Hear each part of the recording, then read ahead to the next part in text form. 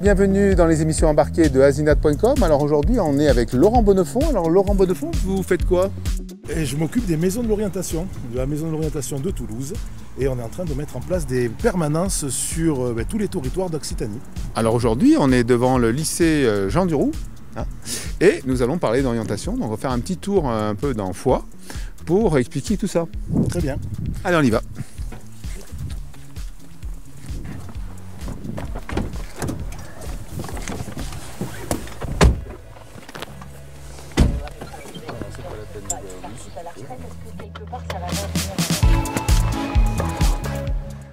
Laurent, on disait qu'on allait parler de l'orientation.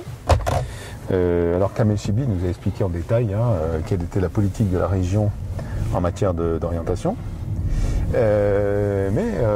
Comme vous vous occupez des maisons de la région, est-ce qu'on peut expliquer un petit peu le rôle de ces maisons? En fait, oui, comme tu l'as dit, Kamel Chibli et Carole Delga, on souhaitait pouvoir étendre la politique orientation à l'ensemble du territoire. Donc, s'il peut y avoir une punchline, ça serait une solution pour tous au plus près des territoires.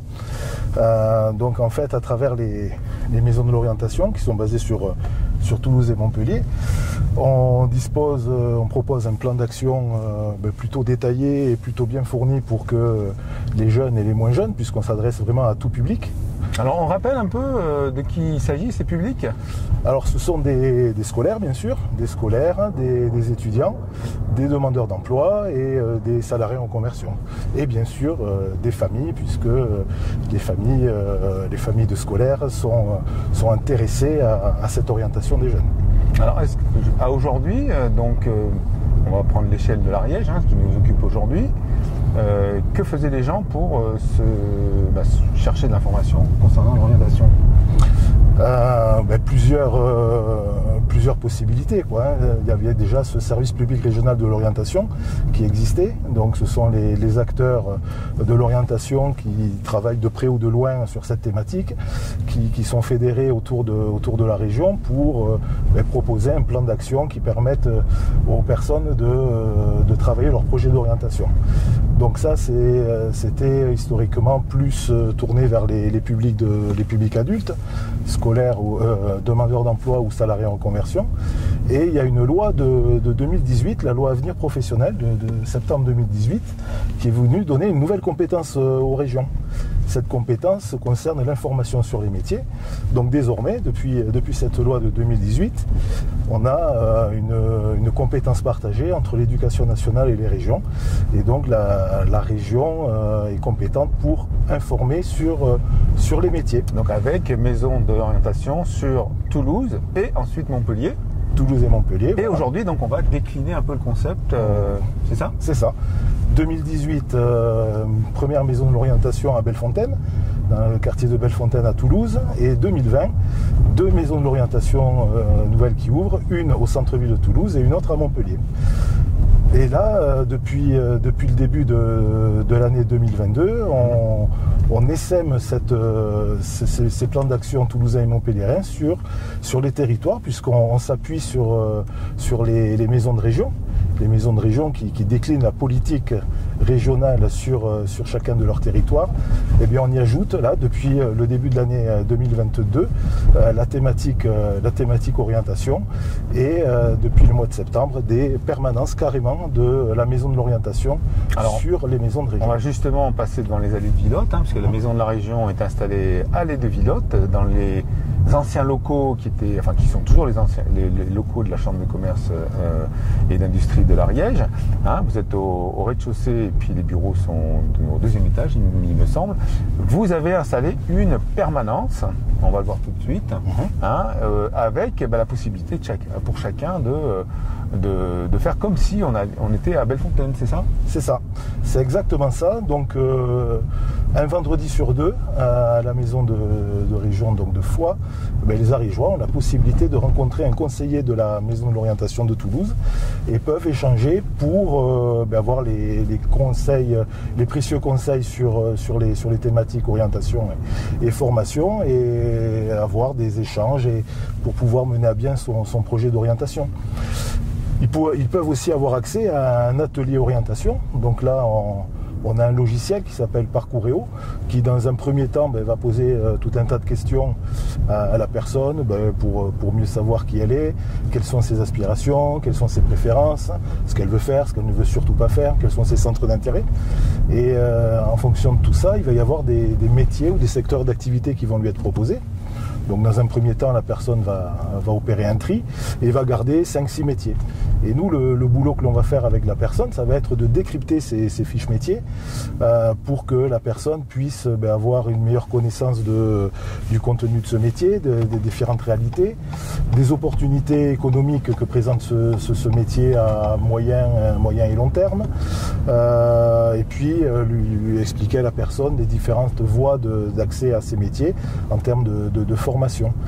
Alors on a en préparant l'émission, on parlait de statistiques, parce qu'en fait moi, à chaque fois qu'on parle de ce type d'organisation, on verra un peu le millefeuille que ça peut représenter et que vous essayez de réorganiser, il s'agit de combien de personnes, par exemple si on parle de l'Ariège, combien de personnes depuis le début de l'année sont venues à cette maison d'orientation à l'Aide-Villotte, ou combien de personnes donc ont fait des tests sur ces fameuses plateformes? Alors là, c'est un tout nouveau service que l'on propose sur l'Ariège. Donc les chiffres sont pas encore très significatifs, puisque je pense qu'on a reçu sur 2 permanences à aujourd'hui une dizaine de personnes. Ah oui, ça démarre à peine. Ça démarre. Alors si on prend à l'échelle de la région, par année, par exemple, ça représente combien de personnes? Sur la maison de l'orientation, l'an dernier, on est à 15 000 services rendus. Ah oui, donc on a de la marge en Ariège. Donc on a de la marge. Oui. Une fois qu'on aura rencontré notre public, mais ça c'est justement... Alors on passe justement devant la maison de la région. Coucou, bonjour les collègues. Donc là justement c'est un service que l'on veut proposer. Mais par exemple si on prend l'exemple de la maison de région de Montauban, qui a été la première maison de région à accueillir une permanence de la maison de l'orientation, là tous les jeudis le calendrier est complet, le carnet de rendez-vous est complet. Donc ce service répond à un besoin et d'autant plus aujourd'hui que les salariés se posent des questions sur leur avenir professionnel, ont des aspirations à changer de métier. On l'a vu depuis la crise sanitaire où il y a eu une vraie révolution là-dessus, où des personnes ont souhaité avoir un petit peu plus de sens dans leur quotidien de travail. Oui. Donc on vient nous voir pour dire maintenant je faisais ça et j'ai envie de faire autre chose, mais je ne sais pas vraiment quoi. Ok, posez-vous, et là on peut justement entamer cette discussion. Et si la personne n'a pas vraiment d'idée, on peut lui proposer cet atelier orientation qui peut justement être un bon point de départ pour cette nouvelle réflexion. Engager justement cette discussion avec le conseiller pour avoir les conseils essentiels pour mener à bien sa reconversion, et ensuite renvoyer la personne vers les partenaires les plus à même pour permettre cette nouvelle accession à ce nouveau métier que la personne aura choisi. Alors parlons de partenaires, je parlais de millefeuille tout à l'heure, souvent en fait on a l'habitude en France de créer plein de choses et des multicouches, c'est-à-dire qu'en gros tout le monde s'occupe de tout, et en fait la personne intéressée c'est plus trop en fait où il faut taper. En matière d'orientation, on a je ne sais pas combien de services, il y a des services de l'État, il y a des services locaux, il y a des services de mairie, enfin je ne sais quoi, donc il y a une pléthore d'intervenants sur le secteur. Et alors comment s'y reconnaître et à la limite quelle attitude la région ou quelle politique la région a mis en place par rapport à tous ces interlocuteurs? Alors la région pilote le service régional de l'orientation. Le service public régional de l'orientation, SPRO, donc c'est piloté par la région et fédère l'ensemble des acteurs de l'orientation en son sein. Donc en fait on a cette chance-là de connaître l'ensemble des partenaires institutionnels, publics qui travaillent autour de cette thématique, et donc nous ça va nous permettre de renvoyer les personnes vers celui qui est plus à même d'accompagner cette personne. Donc en fait dans ce service public régional de l'orientation, on va retrouver des acteurs un petit peu plus connus comme Pôle emploi, les missions locales, les Cap emploi, les services du département, de l'État. Et ensuite, on va retrouver aussi des acteurs comme les chambres consulaires, les chambres de commerce, les chambres d'agriculture. Enfin, donc beaucoup de monde. Donc beaucoup de monde, ouais. Mais donc en fait, on a parlé de l'orientation professionnelle pour quelqu'un qui est déjà dans le monde du travail. On sait que le Covid, effectivement, a posé question dans le sens apporté dans sa situation professionnelle chez beaucoup de monde. Aujourd'hui, donc, on va faire un petit tour sur ce lycée là qu'on a quitté tout à l'heure. Les jeunes aussi sont pressurisés pour avoir une orientation, puisque l'éducation nationale a mis en place Parcoursup aujourd'hui, donc à peine on va rentrer en terminale qu'on va devoir définir en fait son parcours dans le supérieur, qu'est-ce qu'on doit faire plus tard, etc. C'est assez stressant, on va dire. Mais, tu as tout à fait raison. Ouais. On le voit, on voit les familles, je parlais des familles tout à l'heure, et vraiment les familles sont vraiment inquiètes pour l'avenir de leurs enfants, parce que cette plateforme Parcoursup inquiète parce qu'elle engage. Et donc les jeunes sont obligés de formuler des vœux qui sont pas toujours très faciles, parce que justement ils n'ont pas trop la possibilité de se louper. Donc en fait, il faut que cette orientation soit véritablement travaillée et choisie puisqu'elle engage l'avenir professionnel de ces jeunes, puisque Parcoursup va conditionner l'accès aux études supérieures. Alors donc du coup, vous avez mis en place quelque chose de sympa qu'on va aller voir tout à l'heure, qui s'appelle une maison d'orientation mobile. C'est ça. Donc on est déjà dans une émission embarquée, on va aller voir la maison de la région, la maison de l'orientation, mobile, qui est installée dans le lycée Jean Duroux. Et là, effectivement, vous allez au plus près en fait de la demande. C'est exactement ça, là, une solution pour tous au plus près des territoires. C'est vraiment ça, puisque depuis la rentrée de septembre, on a 2 maisons de l'orientation mobile qui sillonnent le territoire d'Occitanie. Et ceci, véritablement, pour pouvoir proposer exactement les mêmes services que dans une maison de l'orientation, mais vraiment au plus près des territoires. Et aujourd'hui, donc, on est au lycée Jean Duroux de Foix. Et donc on a rencontré ce matin des élèves qui sont en 3e prépa métier, donc qui ont besoin d'avoir justement des éclaircissements quant à ce choix professionnel, pour pouvoir justement l'année prochaine aller vers le lycée qui correspond au mieux à leurs attentes. Et on a aussi rencontré des jeunes qui sont un peu en situation de décrochage, des jeunes qui se sont justement un peu loupés sur l'orientation lorsqu'ils sont venus ici et qui souhaiteraient justement aller vers une voie différente. Donc on a aidé justement ce matin avec cette maison de l'orientation mobile, on a aidé ces jeunes à y voir un petit peu plus clair pour définir leur avenir professionnel. Alors on va pas faire comme BFM, je ne vais pas vous couper en plein élan, mais là il faut qu'on a devant nous un portail, il faut qu'on appelle le portier pour qu'il nous ouvre, qu'on puisse continuer notre petite opération. Voilà. Parce qu'on ne rentre pas dans un établissement scolaire comme ça, c'est évident. Même si on a une bonne bouille. C'est bon. Alors on a vu, on a discuté avec Kamel Chibli qui disait que quand même pour la région, l'orientation c'est quand même crucial, c'est stratégique. Puisqu'en fait il s'agit en fait de garder les forces vives du territoire sur le territoire. Puisqu'en fait la région ne fait pas que de l'orientation, la région c'est aussi l'économie, c'est pas mal de choses, des équipements structurants. Et s'il n'y a pas de boulot, s'il n'y a pas de choix, de choisir une orientation qui peut servir des entreprises locales et régionales, eh bien ça devient une difficulté, parce qu'il y a une érosion des compétences et donc les territoires y perdent. C'est ça l'enjeu de l'orientation ? C'est clairement l'enjeu. De toute façon, Carole Delga l'a posé a posé la jeunesse et l'orientation comme un des objectifs principaux pour la région sur ce nouveau mandat. Et véritablement, elle donne les moyens de ses ambitions. Et autour de Kamel Chibli, là, on est en train de construire cette politique régionale d'orientation pour que les jeunes puissent justement trouver leur solution, trouver leur idéal de vie et justement pouvoir apporter leurs compétences à ce territoire d'Occitanie, apporter leurs connaissances justement, puisqu'une orientation choisie et une orientation réussie va apporter les bonnes compétences aux entreprises.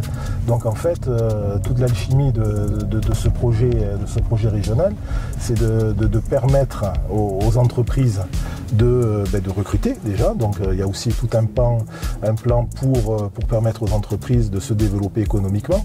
Un gros plan régional qui est en place aujourd'hui.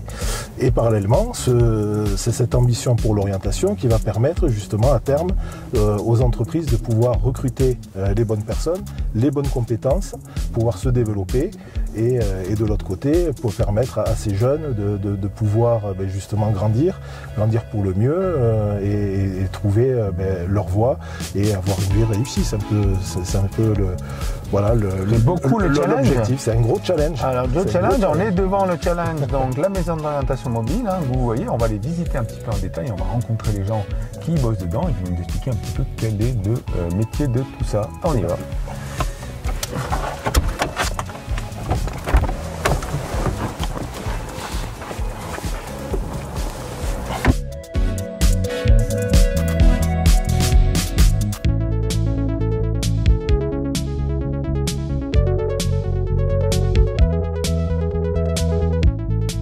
Lycée Jean Duroux, on a travaillé donc avec des élèves qui avaient des questionnements sur l'orientation. Donc ils ont eu un atelier orientation à travers le logiciel Parcouréo. Et ensuite, à l'intérieur de la maison de l'orientation mobile, ils ont pu avoir des conseils plus personnalisés, expérimenter certains métiers avec les casques de réalité virtuelle, où on propose donc une immersion aux côtés de professionnels à 360 degrés pour justement commencer à tester, expérimenter certains métiers. Et cette journée, en fait, il faut la voir comme le début d'un parcours, puisque l'idée c'est que ensuite l'établissement puisse capitaliser sur ce premier travail. Donc un travail qui peut être ensuite poursuivi par les professeurs principaux et par les psychologues de l'éducation nationale du CIO de Foix, pour continuer justement ce travail d'orientation et arriver justement à accompagner l'élève pour le mieux. Puisque sur l'atelier orientation, on va leur remettre un code et avec ce code, ils auront accès au logiciel Parcouréo depuis chez eux. Donc continuer le travail avec leur famille et justement continuer le travail avec le professeur principal et le psy-EN de l'établissement. Il y a 2 modules en Occitanie. Il y a la maison de l'orientation mobile côté ouest et la maison de l'orientation mobile côté est. Et donc du coup, l'objectif c'est de parcourir la région avec ces 2 modules et d'aller à la rencontre des publics, donc établissements scolaires, collégiens, lycéens, mais aussi les actifs et demandeurs d'emploi et salariés. Et là, on a des panneaux solaires qui sont installés sur le toit, ce qui permet d'avoir une autonomie en énergie d'à peu près 3 jours quand il fait soleil. On est du coup composé de 6 ordinateurs, 4 tablettes tactiles pour pouvoir justement mener nos ateliers, et on a des casques de réalité virtuelle pour faire des immersions métiers en temps réel. Et la connexion internet, donc du coup on a 2 box qui permettent d'avoir plusieurs serveurs internet, et si jamais on a aussi une parabole qu'on installe dehors et qui permet un petit peu de capter les satellites pour avoir internet si jamais on a des problèmes d'interférence avec nos box. Le lancement de la maison mobile a commencé en septembre 2022 et on a comptabilisé à peu près 30 sorties de septembre à décembre, et on a reçu en tout et pour tout environ 1200-1300 personnes. On a d'ailleurs fait 2 sorties en Ariège, une à Saint-Giron et une deuxième à Tarascon. Par sortie, on comptabilise à peu près 50 à 100 personnes. Donc c'est sur de l'info métier et des forums emploi, notamment par exemple à Tarascon avec le sanitaire et social.